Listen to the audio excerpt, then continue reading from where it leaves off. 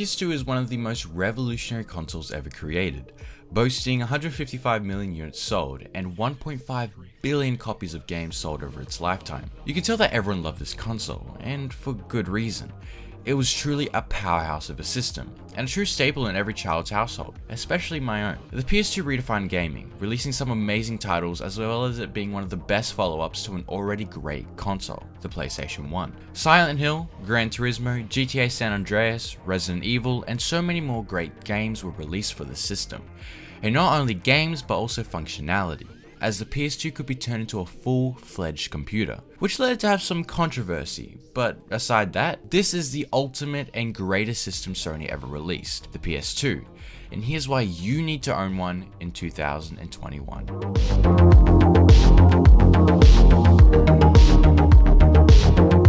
If you guys haven't already, make sure to hit the subscribe button down below and also hit the bell icon so you won't miss any future videos. I'm going to be posting more of these Is It Worth It every week, and by you hitting the subscribe button, you'll be showing your support. But without further ado, let's get right into it.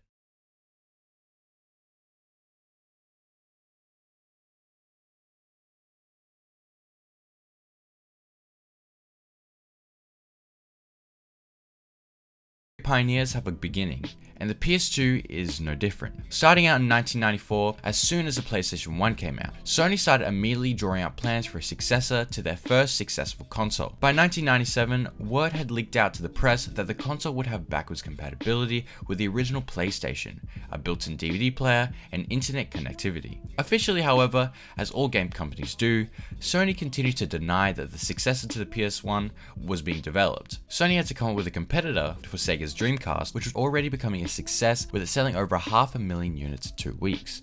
The two other rivals of the PlayStation 2 was Nintendo and their GameCube, as well as Microsoft with their Xbox, who was looking to be like Sony in creating their first console. There was much anticipation for the PS2's launch, as fans were waiting for a follow-up that is better than the already great PlayStation 1. The PS2 was launched in March of 2000 in Japan and October in North America. Sales of the console, games, and accessories pulled in $250 million on its first day, beating out the $97 million made by the Dreamcast on its first day. Directly after its release, it was difficult to find PS2 units on retailer shelves due to manufacturing delays. Another option was purchasing the console online through auction websites such as eBay, where people paid over $1,000 for the console. The PS2 initially sold well, partly on the basis of the strength of the PlayStation brand and the console's backwards compatibility, selling over 980,000 units in Japan by March 5th, 2000, one day after its launch. This allowed the PS2 to tap into the large fan base established by PlayStation in the Japanese market, as Sony had grounded themselves in Japan, practically becoming a lifestyle and a necessity to own. The PS2's built-in functionality also expanded its audience beyond the gamer, as its debut pricing was the same or less than a standalone DVD player. And this was one of its selling points, as it was the cheapest DVD player on the market. This made the console a low-cost entry into a home theater market. After the Dreamcast was out of the competition, the PS2 soon had to face the Xbox and Nintendo. The Xbox had the most powerful hardware, while the GameCube was the least expensive console. While the PlayStation 2 theoretically had the weakest specs of the three, it had a head start due to its fan base in Japan, plus strong development commitment, as well as a built-in DVD player. While the PlayStation 2's initial games lineup was considered mediocre, this changed in 2001, in the holiday season, with the release of several blockbuster games that maintained the PS2's sale momentum. Sony also countered Xbox by temporarily securing PlayStation 2 exclusives for highly anticipated games such as Grand Theft Auto and Metal Gear Solid 2. Sony cut the price of the console in May 2002.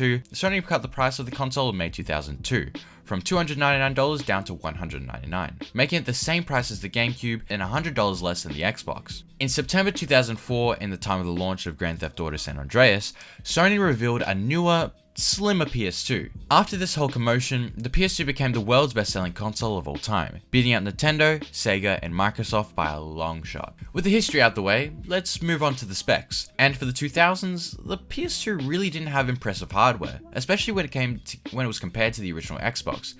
But this didn't stop game developers from taking advantage of it, and they created some amazing looking titles. The hardware of the PlayStation 2 included the Emotion Engine CPU, which was clocked at 299 MHz. This was basically the main rendering chip that helped max out games and performance, but also quality. The system also had 32 MB of onboard RAM and 150 MHz graphics synthesizer, which acted as the graphics chip. The PS2 also had removable storage, where you could utilize a hard drive on the back of the area. This was used in some games, but now thanks to homebrewing, you could use it to store games. More on that later. The PS2 did have the capabilities to push out 1080p content, with the help from some adapters, but more on that later. The PlayStation 2 had some revisions of it released, including the original fat model, which I have here, as well as the slim, which drastically reduced the size of the console to a much more manageable size, as well as it making it much quieter. Sony also released a Japanese exclusive called the PSX, which had a full white body and barely looked like any PS2 released. Shortly after, it was discontinued. Later in 2010 though, Sony released a TV which had a PS2 built directly into it. Reasons why they did that in 2010 when the PS3 was out, I have no idea. The main design of the PlayStation 2 is something I hold dear to my heart. It has a sleek matte black finish with the signature PlayStation 2 logo on top. This apparently was to signify the blue earth floating around the dark space, according to its lead designer. The design also has the famous grills all across it. The front of the system had the power and disc eject buttons, as well as the turntable PlayStation 2 logo, which shocked everyone years later. You have the 2 memory card slots for storing saves and 2 controller ports. On the bottom, you also have the opening grill and the 2 USB ports, as well as the iToy port. As we turn the system around, we are greeted by the AV port, the optical audio jack, which can let out an impressive sound signature for home theaters, as this console can do 5.1 surround sound. You also have the AC jack and the power switch, and yes, this console had a built-in power supply. You also have the hard drive slot, where you could put in a SCSI hard drive with a network adapter to play online. Now, since the PS2 servers are shut down, there's only one purpose for it, which is homebrewing and modding. The console came with a standard DualShock 2 controller, which is similar to the original DualShock 1, but they're not really adding much. Note that you could use previous DualShock controllers from the PlayStation 1 with the PS2. The DualShock 2 feels good in the hands and it fits mine well. It has some creaking with the plastics, but overall the button layout is still unchanged and is good. It is still better than the Duke controller on the original Xbox. Now, here's my favorite part of the video, which is where I review the games that came out, and boy, there were some amazing games that were released. The PS2 had some truly great titles that came out on it, such as the previously mentioned Silent Hill series, Gran Turismo, GTA San Andreas, God of War, Shadow of the Colossus, Resident Evil, and a lot of fighter games like Tekken. Personally, the games I have here is Half-Life, Tekken, Thrillville, Need for Speed, and SSX3. My favorites would have to be Half-Life, as it truly revolutionized gaming, not only on the PC, but on the console as well, as it introduced unique environments with fast-paced shooting and a story to immerse you, taking from the Doom and Wolfenstein aspect of gaming. Another great title that I enjoyed was Need for Speed, which took the arcade racing genre seriously, with it having a massive amount of cars for you to choose from, as well as fun tracks and good music to drive to. The great parts of Need for Speed were the customization of cars, where you customize your car to your liking, opening up a whole lot of creative possibility. The PlayStation 2 library is very strong, with some great titles that introduce so many to gaming, as well as myself. Now, as I said previously, you could play some games in 1080p with the help of some soft modding. Metal Jesus had a great tutorial on how to do it,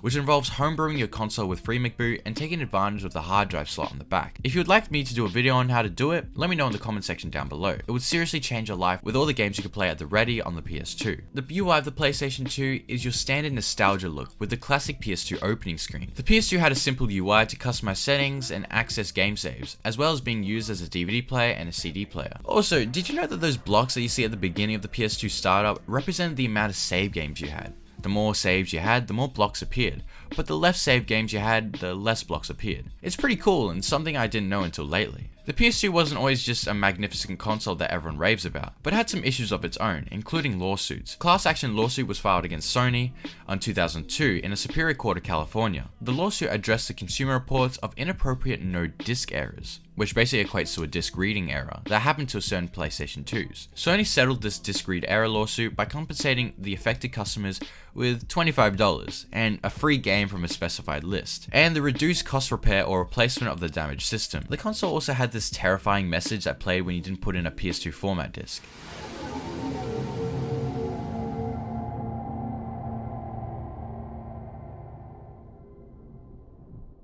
Honestly, the sounds of the console were some of the most memorable for me.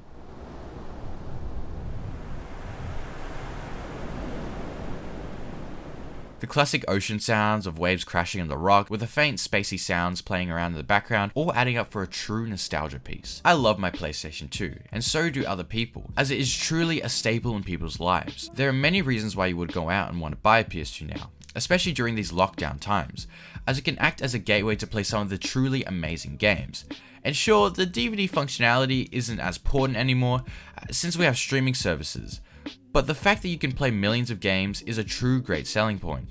Also, the modding capabilities of the system are truly extraordinary, for the fact that you can mod your PS2, getting it to play whichever games for free, as well as adding new functionality. I really recommend people to buy a PS2, not for what it can do currently, but for the potential it has when it comes to modding and playing some of the best games of our time. The PS2 is definitely a good pickup for anyone right now in these tough times, and for those who already own them, take a seat and play some of the games that you enjoy most, maybe some from your childhood. Well, let's go back to times when life was simple for many, where you could just put a disc in and forget life's worries. The PS2 is the greatest console ever created, and something that anyone should buy. This has been Nathan Hines, and I hope to see you all in the next video.